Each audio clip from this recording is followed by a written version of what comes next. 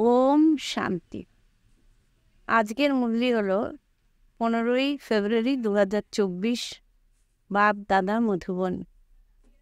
মিষ্টি বাচ্চারা, বাবা এসেছেন কাঁটাকে ফুল বানাতে। বাবার ভালোবাসা যেমন কাঁটার প্রতি, তেমনি ফুলেরও প্রতি। তিনি কাঁটাকেই ফুলে পরিণত করার পরিশ্রম করেন। প্রশ্ন: যে বাচ্চাদের মধ্যে জ্ঞানের ধারণা থাকবে তাদের নিদর্শন বলো। উত্তর: তারা চমৎকারিত্ব করে দেখাবে। তারা নিজেদের এবং অন্যদের কল্যাণ না করে থাকতে পারবে না। তীর লেগে গেলে নষ্ট মহা হয়ে আধ্যাত্মিক রুহানি সেবায় লেগে পড়বে। তাদের অবস্থাও একরস, অচল অটল থাকবে। তারা কখনোই অবুঝের মতন কোনো কাজ করবে না। তারা কখনোই কাউকে দুঃখ দেবে না। তারা অবগুণরূপী কাঁটাকে দূর করতেই থাকবে। ওম শান্তি। বাচ্চারা তো একথা জানোই যে বাবা হলেন বড় লিভার ঘড়ির মতন। তিনি সম্পূর্ণ সঠিক সময়ে কাঁটাকে ফুলে পরিণত করেন। 1 সেকেন্ডও কমও হতে পারে না, এতটুকু তফাৎ হতে পারে না। মিষ্টি মিষ্টি বাচ্চারা একথাও জানে যে এই সময়ই হলো কলিযুগী কাঁটার জঙ্গল। তারা জানে তারা যারা ফুলে পরিণত হচ্ছে তাদের এমন অনুভব হওয়া দরকার যে আমরা ফুলে পরিণত হচ্ছি। প্রথমে আমরা সবাই কাঁটা ছিলাম, কেউ ছোট ছোট, আবার কেউ বড় বড়, কেউ খুব দুঃখ দেয়, কেউ আবার অল্প। এখন বাবার ভালোবাসা তো সবার জন্য। এমন মহিমাও আছে যে কাঁটার প্রতিও প্রেম, ফুলের প্রতিও প্রেম। প্রথমে কার প্রতি প্রেম? অবশ্যই কাঁটার প্রতি ভালোবাসা রয়েছে। কাঁটার প্রতি তার এত প্রেম যে তিনি পরিশ্রম করে তাদের ফুলে পরিণত করেন। আসেনি তিনি তো কাঁটার দুনিয়াতে।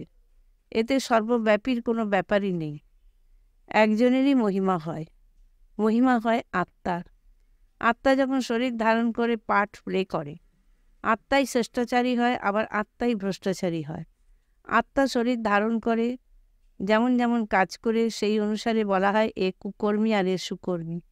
আত্মাই ভালো বা মন্দ কাজ করে। তোমরা নিজেদের জিজ্ঞাসা করো, তোমরা কি সত্যযুগী দৈবিকুলের নাকি কলিযুগী আসুরি কাঁটার? কোথায় সত্যযুগ আর কোথায় কলিযুগ? কোথায় ডিটি আর কোথায় ডেভিল? অনেক তফাৎ। যারা কাঁটা হয় তারা নিজেদের ফুল বলতে পারে না। ফুল হয় সত্যযুগে, কলিযুগে হয় না। এখন এই হলো সঙ্গম যুগ। এখন তোমরা কাঁটা থেকে ফুলে পরিণত হচ্ছ। টিচার লেসন্স পাঠ দেয়, বাচ্চাদের কাজ হলো তা রিফাইন করে বুঝিয়ে বলা। তাতে এও লেখো যে যদি ফুল হতে চাও তাহলে নিজেকে আত্মা মনে করো, আর ফুল যিনি করেন সেই পরমপিতা পরমাত্মাকে স্মরণ করো। তাহলেই তোমাদের অবগুণ দূর হয়ে যাবে আর তোমরা শতপ্রধান হয়ে যাবে। বাবা প্রবন্ধ নিবন্ধ এসে দেন, বাচ্চাদের কাজ হলো তা সঠিক করে ছাপানো। তখন সমস্ত মানুষই এই নিয়ে চিন্তা করবে। এই হলো পড়াশোনা। বাবা তোমাদের অসীম জগতের হিস্ট্রি জিওগ্রাফি পড়ান।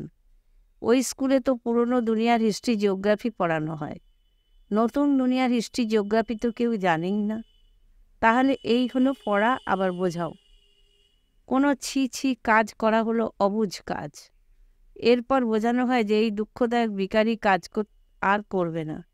দুঃখহর্তা সুখকর্তা আবার মহিমা আছে, তাই না?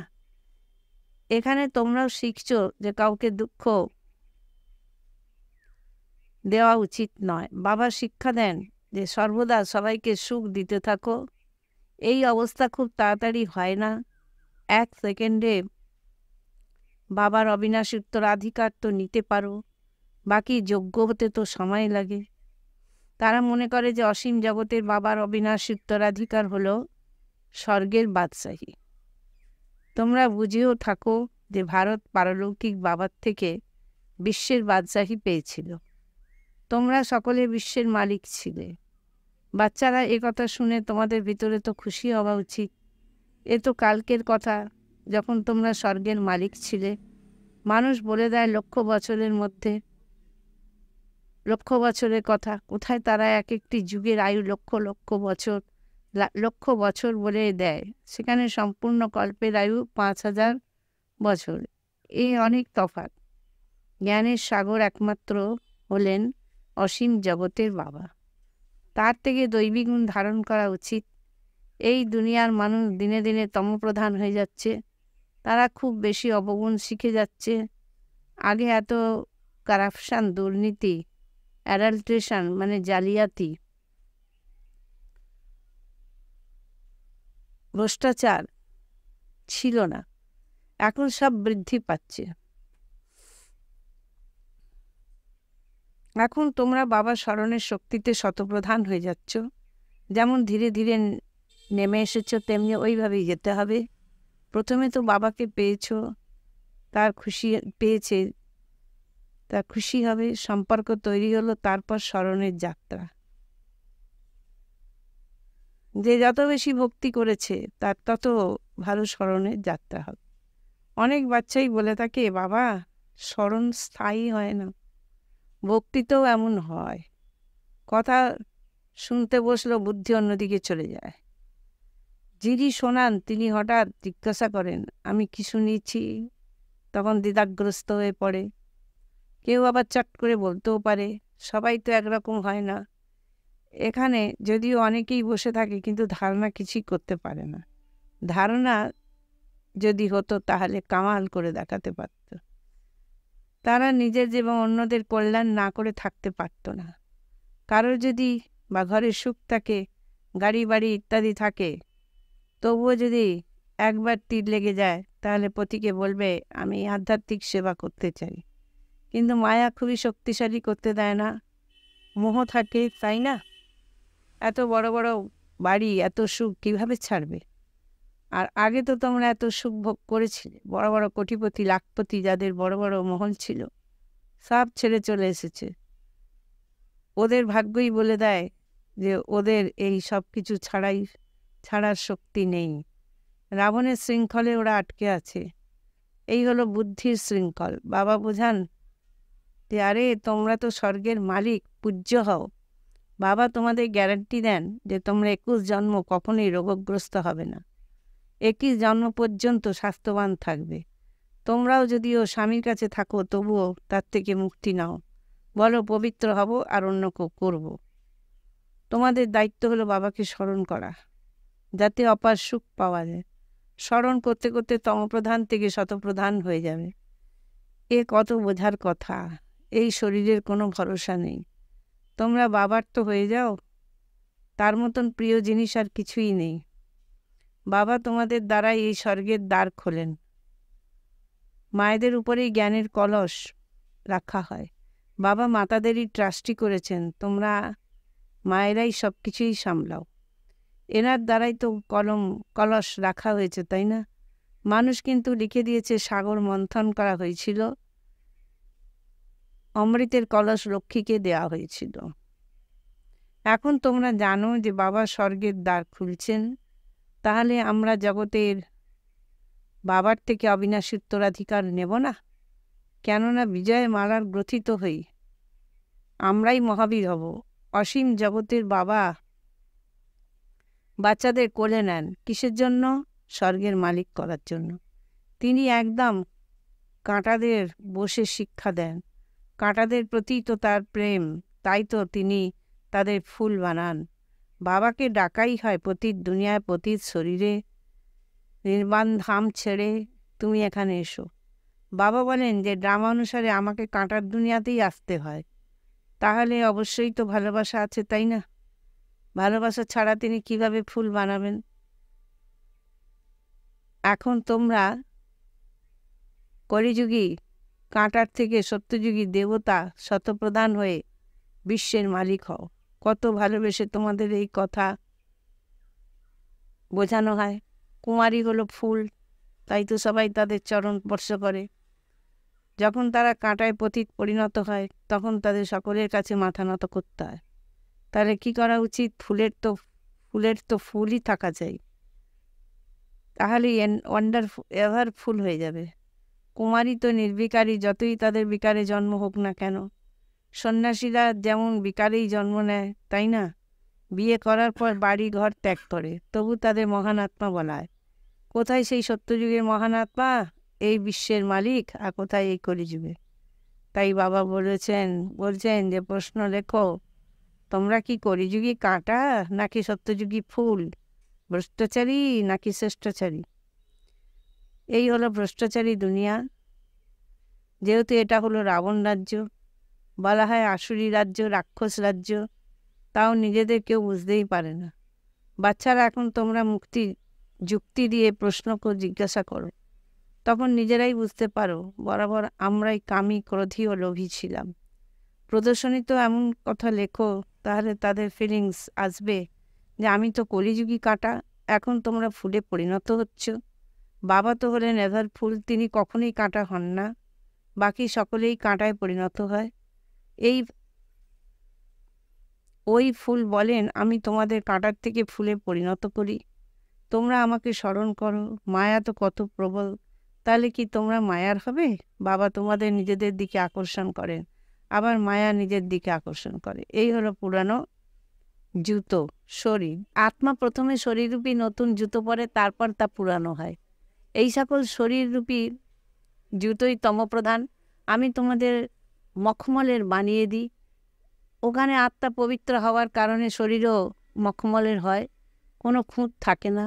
এখানে তো অনেক খুঁত। ওখানকার ছবি তো দেখো কত সুন্দর, এই ছবি তো এখানে কারোরই হবে না। বাবা এখন বলেন, আমি তোমাদের কত উঁচু বানাই। ঘর গৃহস্থিতে থেকে কমল পুষ্প সমান পবিত্র হও, আর জন্ম জন্মান্তরে যে জং পড়েছে তা দূর করার জন্য আছে যোগ, অগ্নি। এতেই সব পাপ ভস্ম হয়ে যাবে, তোমরা পাক্কা সোনায় পরিণত হবে। বাবা এই খাদ দূর করার যুক্তি খুব ভালোভাবে বলেন। তিনি বলেন, মামেকম স্মরণ করো, তোমাদের বুদ্ধিতে এই জ্ঞান আছে। আত্মাও অনেক ছোট, বড় হলে ব্রহ্মার মধ্যে প্রবেশ করতে পারতেন না। কেমনভাবে করবেন? আত্মাকে দেখার জন্য ডাক্তাররা অনেক চেষ্টা করেছেন, কিন্তু দেখতে পাননি। সাক্ষাৎকার হয়, কিন্তু এই সাক্ষাৎকার তো কোনো লাভ হয় না।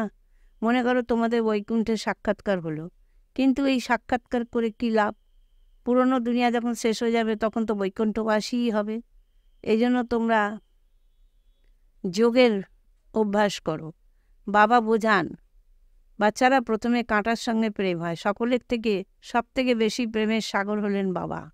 বাচ্চারা তোমরাও ধীরে ধীরে মিষ্টি হতে থাকো। বাবা বলেন, বাচ্চারা তোমার নিজের আত্মা, নিজেকে আত্মা মনে করে সবাইকে ভাই ভাইয়ের দৃষ্টিতে দেখো, তাহলে কুদৃষ্টি সম্পূর্ণ শেষ হয়ে যাবে। ভাই বোনের সম্বন্ধ বুদ্ধি অন্যদিকে যায়, তাই ভাইয়ের দৃষ্টিতে দেখো। ওখানে তো শরীর থাকেই না, যে দেহভাব আসবে বা মোহ আসবে, বাবা আত্মাদেরই পড়ান। তাই তোমরা নিজেদের আত্মা মনে করো। এই শরীর তো বিনাশী, এতে মন লাগিও না। সত্যযুগে শরীরের প্রতি ভালোবাসা থাকে না। তোমরাও তো মোহজিৎ রাজার কথা শুনেছ, তাই না? বলে, এক আত্মা নিজের শরীর ত্যাগ করে অন্য শরীর ধারণ করবে। এই পাঠ তোমরা পেয়েছো, তাই মোহ কেন থাকবে? বাবাও বলেন, তোমরা সাবধানে থেকো। মা মারা গেলে, বউ মারা গেলে তোমরা হালুয়া অর্থাৎ জ্ঞানরূপী হালুয়া খাও।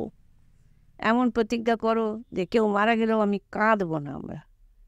তোমরা তোমাদের বাবাকে স্মরণ করো, শতপ্রধান হও।